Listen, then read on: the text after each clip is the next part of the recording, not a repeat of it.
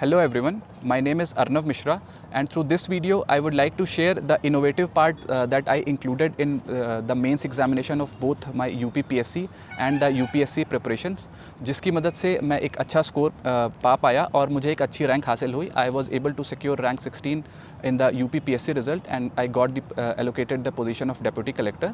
In the UPSC also, in the reserve list, I was able to get the rank 42. So through this video, first of all, I would like to thank the entire DKT team, जिनके videos and toppers के videos refer करके मैंने भी अपनी preparation को बहुत ही streamline किया है.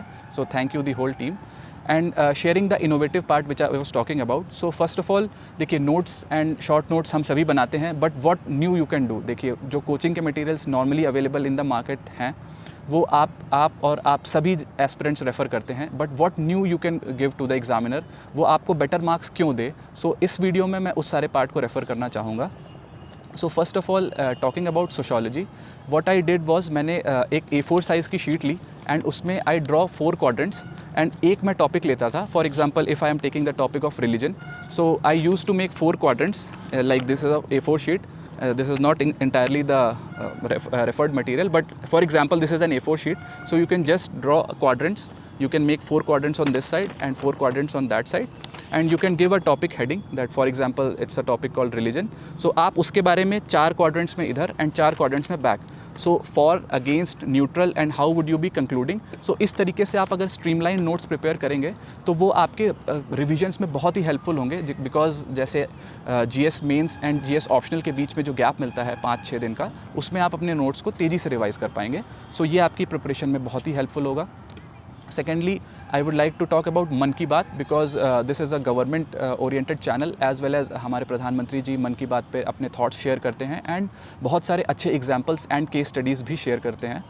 तो वो सारे एग्जाम्पल्स एंड केस स्टडीज़ हमें डायरेक्टली मिल जाते हैं, जिनको हम यूटिलाइज़ कर सकते हैं अपने एथिक्स के पेपर में, अपने एसे के पेपर्स में, एज़ वेल एज़ अपने सोशोलॉजी और जो भी आपका ऑप्शनल सब्जेक्ट है उनके पेपर्स में आप डायरेक्टली एज एन एग्जाम्पल और केस स्टडी कोट करते हैं.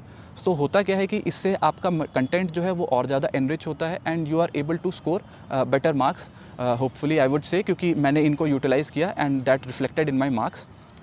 थर्डली आई वुड से कि आप फ्री हैंड डायग्राम्स ज़रूर बनाएं, बिकॉज हमारे पास मेंस के लिए कंटेंट बहुत ज़्यादा हो जाता है एंड लास्ट मोमेंट पे रिवीजन बहुत टफ पड़ता है. तो आप फ्री हैंड डायग्राम्स बना लें. आप 3 क्वाड्रेंट डायग्राम बना सकते हैं, आप क्वाड्रेंट डायग्राम बना सकते हैं. फॉर एग्जांपल, आप फ्री हैंड डायग्राम में रिड्यूस, रीयूज़, रिसाइकल, और इस तरीके से आप जब डायग्राम्स के थ्रू प्रैक्टिस करेंगे, सो इस तरीके के डायग्राम्स आप डायरेक्टली अपने एग्जाम में यूटिलाइज़ कर सकते हैं. सो थ्रू दैट आपकी स्पेस भी फिलअप होगी एंड आपका कंटेंट भी एनरिच होगा और अच्छा आंसर भी अच्छी क्वालिटी का लगेगा. So you will be able to fetch better marks.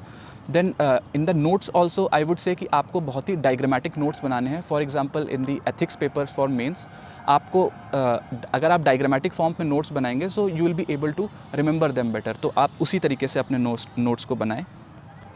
Other thing I would say कि for example what I did was, for examples I made a note on the wall. मैंने एक chart paper अपनी wall पे लगा दिया था and उस पर मैं स्टिकी नोट्स लगाता था छोटे छोटे, जो भी मुझे एग्जांपल्स मिलते थे. For example, if you are reading a newspaper, if you are reading any on any government website, और you are reading any other material, और you are reading any of the toppers copies, तो जहाँ पे भी आपको उनके examples मिले, आप उन एग्जांपल्स को पिक करें और अपनी वॉल पर बहुत ही कंसाइज वे में लगा दें.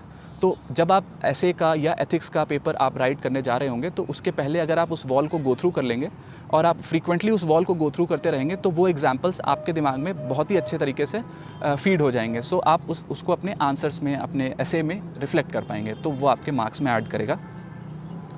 देन आई वुड से कि आप सिर्फ कोर्स मटेरियल की बुक्स ना ही सिर्फ कोर्स मटेरियल की बुक के अलावा आप अदर बुक्स भी रीड करें. जैसे कि आप अच्छी ऑटोबायोग्राफीज़ रीड कर सकते हैं. फॉर एग्जांपल, आप महात्मा गांधी जी के बारे में पढ़ सकते हैं, आप डॉक्टर कलाम के बारे में पढ़ सकते हैं, आप दलाई लामा जी के बारे में पढ़ सकते हैं. तो इस तरीके की जब आप एक होलसम नॉलेज क्रिएट करेंगे, तो ये सारी नॉलेज, बिलीव मी, ये आपके एसे में, एथिक्स में, ऑप्शनल्स में, ये सभी में आपके रिफ्लेक्ट करेगी और आपके पास एक बहुत अच्छा नॉलेज बेस, बहुत ही वाइड नॉलेज बेस क्रिएट होगा, जो कि आपको फर्दर इंटरव्यूज़ में भी हेल्प करेगा, because that will reflect as knowledge in your talking as well. So आप इन्हें भी रेफ़र करते चलें. Other thing is, like for the mains part, we all know that the content is very vast. So what I did was, me along with my few other friends, 2 or 3 friends, हम लोगों ने एक Google Doc file बनाई, and in that Google Doc, like one for GS part, one for essay part and one for optional part.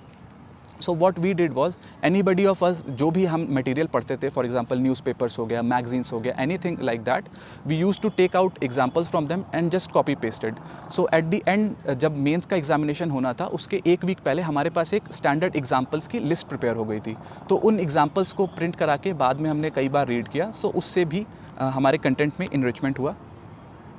Then I would say कि जो हम standard material पढ़ते हैं, for example PT 365 for prelims और mains 365 for mains examination, तो आप उसमें से जो भी आपको सबसे रेलेवेंट पार्ट लग रहा है, फॉर एग्जांपल्स डेटा आपको इंपॉर्टेंट लगते हैं या स्कीम्स आपको इंपॉर्टेंट लगती हैं, तो उनका एक अलग से पेपर बना लें जिसको कि आप फ्रीक्वेंटली रिवाइज़ कर पाएँ. बिकॉज आप मेंस 365 मेंस के पहले बहुत बार नहीं रिवाइज़ कर पाएंगे, बट वो जो शॉर्ट नोट्स आपने बनाए होंगे उससे फैक्ट्स के या एग्जाम्पल्स के या स्कीम्स के, उन्हें आप मल्टीपल टाइम्स रिवाइज़ कर पाएंगे. सो वो आप उसको अपने आंसर में बेटर रिफ्लेक्ट कर पाएंगे.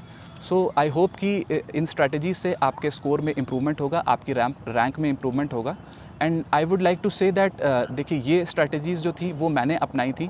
आप सभी इनमें से वो स्ट्रैटेजीज़ अपनाएं जिसको कि आप यूज़फुली अपनी प्रिपरेशन में कर सकते हैं. आपको डायरेक्टली कॉपी पेस्ट करने की ज़रूरत नहीं है. फॉर एग्जांपल मैंने भी DKT चैनल के through he and many channels के थ्रू मैंने बहुत सारी टॉपर स्ट्रैटेजीज़ देखी एंड उनके थ्रू जो भी मुझे रेलेवेंट लगा, जो कि मैं अपनी तैयारी में इनपुट कर सकता था, वो मैंने अपनी तैयारी में इनपुट किया एंड उसका मुझे ठीक रिज़ल्ट भी मिला. सो इस स्ट्रैटेजी में आपको जो भी रेलेवेंट लगे आप अपनी तैयारी में इंक्लूड करके अपना स्कोर इम्प्रूव कर सकते हैं. सो thank you very much and all the best for your preparations.